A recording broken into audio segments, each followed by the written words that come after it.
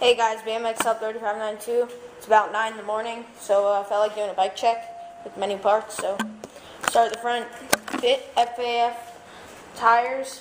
They are 20 by 2.25, and then we got poverty curb feeler pegs, stock fork, stock stem, stock handlebars, animal Edwin grips with animal plastic bar ends.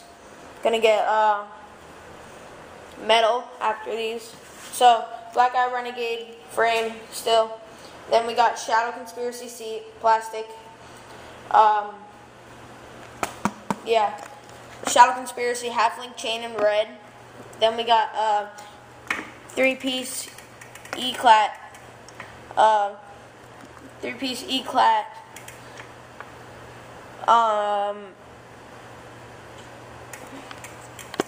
3-piece E-clat cranks.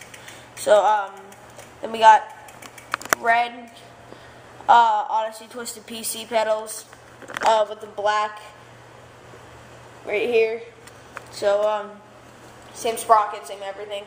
Then we got another poverty curb feeler peg. Then we got another Fit FAF tire with a red wall, by the way. Didn't mention that.